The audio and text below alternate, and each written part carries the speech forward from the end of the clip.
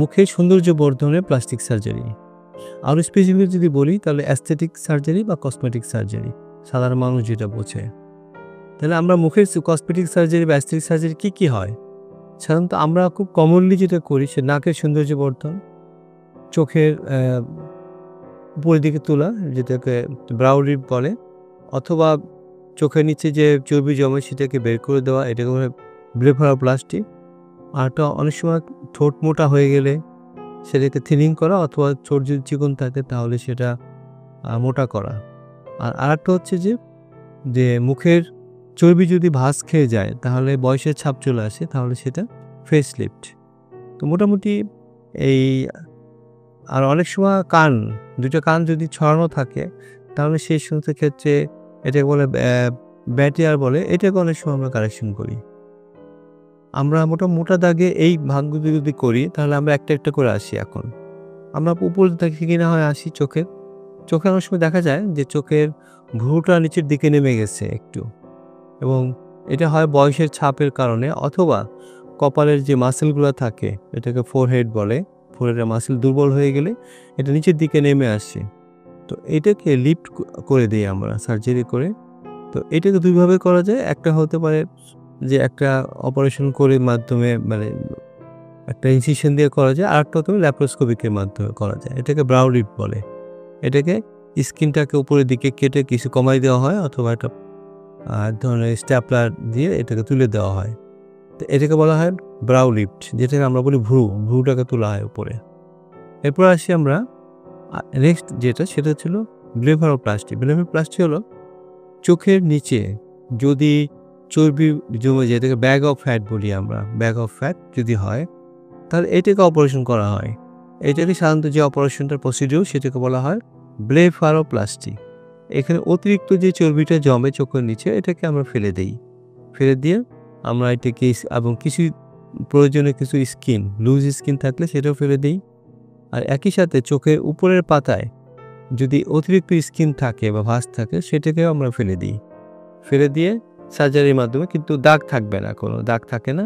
দাগটা থাকে কিন্তু সেটা খুবই কম, বোঝা যায় না। তো এটাকে আমরা যেটা বলি সেটা হচ্ছে আমরা ব্লেফারোপ্লাস্টি বলি আমরা এটাকে। তারপরে যে অপারেশনটা আসে সেটা হচ্ছে নাকের সৌন্দর্য বর্ধন। নাকের সৌন্দর্য বর্ধন কী হতে পারে? একটা হতে পারে টিপ প্লাস্টি বা টিপ কারেকশন, যেটা নাকের, সেটা হচ্ছে শুধু নাকের মাথাটা একটা ডিফর্ম থাকে, হয়তো বা গোলাকার অথবা একটা মোটা। এইটাকে যদি শুধু কারেকশন করতে হয় তাহলে সেটাকে আমরা টিপ কারেকশন বলি। আর অনেক সময় দেখা যায় যে দুই দিকে যে জিনিস টিপটা হলো এটা, আর এটাকে বলে এলা। তো এলাটা যদি দেখা যায় ছড়ানো আছে অথবা অনেক মোটা আছে, যে এইটাকে যদি অনেক সময় শুধু আইসোলেটেডলি এটাকে আমরা অনেক সময় কারেকশন করি। সেখানেও দাগগুলো এমনভাবে আমরা ফেলি যে দাগ দেখা যায় না। তো এটাও কিন্তু এলার কারেকশন আমরা করি। আর সেই ক্ষেত্রে আমাদের প্রমিনেন্সি যেটা আছে সেখানে ভেতরে কিছু মেকানিজম আছে, যে সেখানে যে কার্টিলেজটা আছে অনেক বেশি শক্তিশালী থাকে, স্ট্রং থাকে। ওই শক্তিশালী এটাকে কিছুটা কেটে কমিয়ে দেওয়া হয়। কমিয়ে দেওয়ার ফলে কিন্তু এইখানে একজন প্লাস্টিক সার্জনের অভিজ্ঞতা এবং তার এক্সপেরিয়েন্স এবং তার জাজমেন্ট এখানে নির্ভর করে।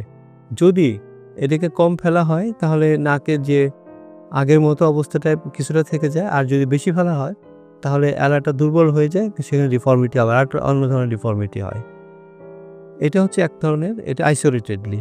আর একটা হচ্ছে যে হাম হলো নাকের মাঝখানে দেখা গেল একটা কুজের মতো উঠে থাকে নাকে, সেটাকে আমরা অনেক সময় শুধু কারেক্ট করতে পারি। আর তা যদি না হয় তাহলে আমরা একটা থাকে যে পুরো নাকটাকে কারেকশন করা।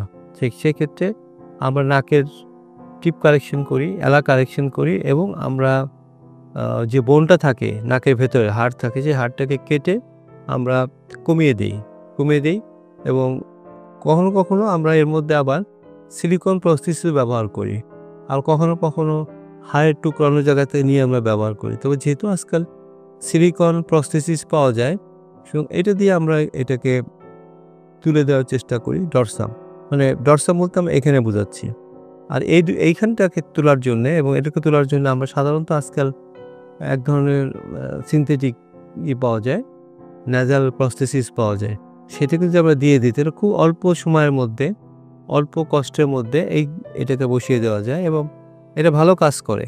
শুধু একটাই সমস্যা, অনেকের ক্ষেত্রে সিলিকনটা তাদের সহ্য হয় না। মানে ইসের মতো অনেকটা বলা হয় যে রিজেকশন হয়, অর্থাৎ এটা বের হয়ে আসছে নাকের থেকে, তখন এটাকে বের করে দেওয়া হয়।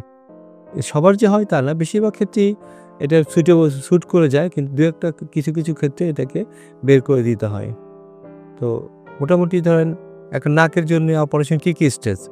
আমরা প্রথম যেটা করি, নাকটাকে ওপেন করে ফেলি এখান দিয়ে, বা ওপেন অথবা ক্লোজ দুইটা পদ্ধতি আছে। তা আমরা সাধারণত ক্লোজ পদ্ধতিও করতে পারি, ওপেন পদ্ধতিও করতে পারি। যাই করি, স্টেপ হচ্ছে যে আমরা প্রথমে যে নাকের যে ভিতরে যে এক্সেস ফ্যাট থাকে সেটাকে আমরা ফেলে দিই, ঠিক আছে? তারপরে নাকের যে মেইন যে নাকটাকে এটাকে আমরা হাড়টাকে আমরা কেটে কমিয়ে দিই, হাড়টাকে কমে খাড়া করে দিই।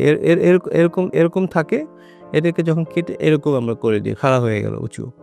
তারপরেও যদি লাগে তাহলে আমরা প্রস্থেসিস দিই। এরপর স্টেপটা হচ্ছে সেটা হলো টিপটাকে কারেকশন করি। দুই দিকে এই এলা বলে, এখানে যে কার্টিলেজটা থাকে এটা চওড়া থাকে এবং স্ট্রং থাকে। এটাকেও যদি খুব অল্প লাগে তাহলে আমরা জাস্ট এটাকে একটু কেটে দুর্বল করে দিই, ফেলে দিই না। কিন্তু যদি বেশি কারেকশন করতে হয় তাহলে সেই ক্ষেত্রে কিন্তু আমাদেরকে এই উপরের দিকের মানে 1/3 বা হাফ ফেলে দিতে হয়, অবস্থা বুঝে। ফেলে দিয়ে দুই দিক থেকে এইটা থেকে আবার টিপের নিচে এসে এটাকে ফিক্স করে দিতে হয়, যাতে দেখা যায় যে টিপটা তখন খাড়া হয়ে যায়। অনেক সময় শুধুমাত্র একটা ছোট্ট একটা হাড়ের টুকরা অন্য জায়গা থেকে নিয়ে বা কান থেকে কার্টিলেজ নিয়ে এটাকে ডবল করে আমরা এইখানে দিয়ে খাড়া করে দিই। এটাও আমরা করি। অর্থাৎ অনেকগুলো প্রসিডিওর আছে করে দিই। এটা হলো আরেকটা স্টেপ। তারপরে স্টেপটা হচ্ছে আমাদের যে এলাটাকে কারেকশন করে ফিক্স করে কমানো বা পজিশনিং করে আমরা নাকটাকে ক্লোজ করে দিই। দিয়ে যদি আমরা হাড় কাটতে হয় তাহলে এক্ষেত্রে আমরা প্লাস্টার ব্যবহার করি। আমরা ট্রায়াঙ্গুলার একটা প্লাস্টার নাকে দেই, যাতে 11 দিন 12 দিন আমরা রাখি প্লাস্টারটা। মাঝখানে যে সেলাইগুলো থাকে এগুলো আমরা কেটে দিই। দিয়ে তারপরে আমরা কিন্তু এই অপারেশন একটা সমস্যা হচ্ছে যে অপারেশন করার পর দেখা যায় চোখের নিচে দুই দিকে রক্ত জমাট দেখা যায়, যে রক্ত জমাট বেঁধে গেছে যদি আমরা বোন কাটি, কারণ অপারেশনটা একটু এক্সটেন্সিভ অপারেশন এটা। কিন্তু যদি আমরা প্রসেসিস দেই তাহলে কিন্তু এত এক্সটেন্সিভ হয় না। তো মোটামুটি রাইনোপ্লাস্টি যে স্টেপগুলা এটাই, অর্থাৎ প্রথমে চামড়াটাকে আমরা ছাড়িয়ে নেই, এক্সেস ফ্যাট রিমুভ করে দিলাম, আমরা ন্যাজাল বোনটাকে আমরা তাকে পজিশনিং করছি, তারপর এলার কার্টিলেজটাকে আমরা ঠিক মতো সাইজ করে বসাচ্ছি এবং সেটাকে টিপের কাছে নিয়ে এসে টিপটাকে খাড়া করে দেই, অথবা টিপের নিচে একটা স্প্রাউট বলে ছোট একটা টুকরা হাড়, চিকন হাড় অথবা সিলিকন দিয়ে টিপটাকে খাড়া করে দিই। দিয়ে আমরা এলাটাকে আবার তাদের কোনো সময় আবার করতে এলার কিঞ্চক বলে এটাকে, মানে দুই দিকে এলাকে ব্যালেন্স করার জন্যে এখানে মাঝখানে দুই পাশ থেকে এনে ফিক্স করা হয়, এটাকে এলার কিঞ্চ বলে, এটাও আমরা করি। অর্থাৎ সৌন্দর্যের জন্যে করা হয়, কিন্তু একজন এক্সপিরিয়েন্স সার্জনের উপর ডিপেন্ড করে যে কতটুকু করবে, মাত্রা কতটুকু। কেউ যদি অতিরিক্ত করে ফেলে তাহলে কিন্তু সেটা আপনার রোগীর জন্য আরও খারাপ হবে। টিপটা যদি আমাদের বেশি করে খাড়া করে দেই তাহলে দেখা গেল কি একটা মানুষ চেহারার দিকে তাকানোর চাইতে তার নাকের দিকে তাকাবে আগে। চোখটা দেখা গেল যে বেশি করে ফেলছে, যে চোখের নিচে দেখা গেল যে গর্ত হয়ে গেছে। তো এই জিনিসগুলো সবসময় আমরা বিবেচনায় নিয়ে আসি। আর তার চাইতে বড় কথা হচ্ছে যে একটা অ্যাস্থেটিক সার্জারি করার আগে একটা পেশেন্টের কতগুলো মনস্তাত্ত্বিক দিক আমাদের দেখতে হয়। সেই জিনিসটা কি? প্রথম তার সঙ্গে পরিপূর্ণভাবে কথা বলতে হবে, সে কি চায় এবং সে কি সাইকোলজিক্যালি সাউন্ড নাকি সাউন্ড না। যদি থাকে তাহলে তার চাওয়া এবং আমাদের কতটুকু করতে পারবো দুইটার মধ্যে ব্যালেন্স আছে কিনা। কারণ একটা মানুষ এসে বললো যে আমাকে অমুক নায়িকার মতো করে দেন চেহারা, বাস্তবে কি সত্যি ক্ষেত্রে সম্ভব না, সেটা সম্ভব না। সুতরাং তার চাহিদার সাথে বাস্তবতা কতটুকু করা যাবে সেটা আমাদেরকে তার সাথে কাউন্সেলিং করতে হবে, সময় নিয়ে অনেক সময় দিতে হবে তাকে, যে আমরা কতটুকু করতে পারবো আর কতটুকু তার জন্য সহনীয় হবে। আমি যদি বেশি করে দিই তাহলে তার জন্য ভালো হবে না। আর একটা মানুষ তার মুখের যে গঠন, কারো গোল, কারো চ্যাপ্টা, কারো লম্বা, তার সাথে সামঞ্জস্য রেখে নাক, চোখ, মুখ এগুলো সেট করতে হয়। কিন্তু দেখা গেল সে এগুলো চাইতে সে বলছে অমুকের চেহারা একটা ছবি এনে বলে যে এই দেখেন এই ছবির মতো করে দেন। বাস্তবে কিন্তু এটা সম্ভব না। আর যদি করাও হয়, চেষ্টাও করা হয়, সেটা তার জন্যে আল্টিমেটলি সেটা ভালো হবে না, খারাপ হবে। আবার কেউ আজকাল চিনটাকে ঠিক করতে চায়। চিনটাকে রাউন্ড আছে সে চায় একটু ভির মতো করতে। এটা করা সম্ভব। এটা সম্ভব এবং কেউ চায় আমরা যেটা সবচেয়ে প্রিফার করি ছোট চিন নাই। দেখা যাচ্ছে বসে গেছে। মনে হচ্ছে একেবারে চিন বলে কোনো জিনিস নাই, থুতনি নাই। এইটাকে ঠিকঠাক করা এটা বেশি ইম্পর্টেন্ট ভি করার চাইতে। কারণ আজকে যে জিনিসটা তার কাছে ভালো লাগবে, আজকে করে গেল, কিছুদিন পরে তার কাছে ওই জিনিসটা ভালো লাগবে না। সে ন্যাচারালি সে তখন আবার আসবে আমাকে আগের জায়গায় ফিরে দেন। তো সুতরাং একটা পেশেন্টের কাছে একটা কাউন্সেলিং তাকে দরকার হলে কয়েকবার করতে হবে, কয়েকবার।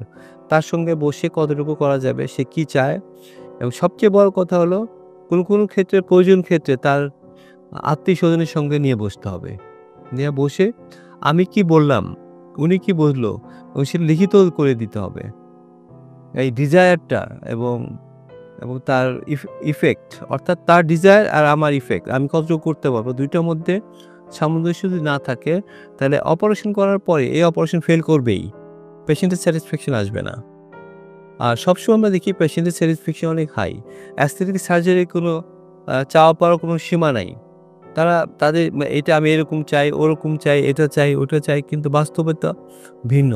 বাস্তবতা কিন্তু আমরা সেই লিমিটটা ওই পর্যন্ত যেতে পারি না, করা যায় না। আর একজনের চেহারা আরেকজনের মতো করতে গেলে দেখা গেল নাকটা আরেকজনের মতো করে দিলাম, কিন্তু মুখটা রয়ে গেছে তার।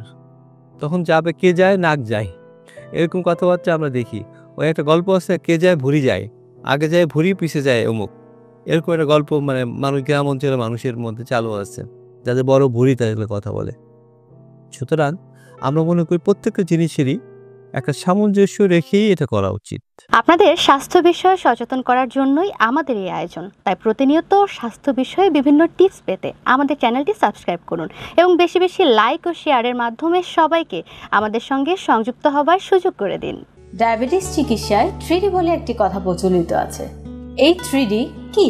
এই 3D হচ্ছে ডিসিপ্লিন, ড্রাগ এবং ডায়েট। আপনি ডিসিপ্লিন লাইফ লিড করছেন, ড্রাগসও খাচ্ছেন, কিন্তু ডায়েট সেটি কেমন হবে? এই বিষয়ে সঠিক পরামর্শ দিতে পারবেন একজন পুষ্টিবিদ। তাই এই বিষয়ে সমন্বিত সেবা দিতে রয়েছে আমরা।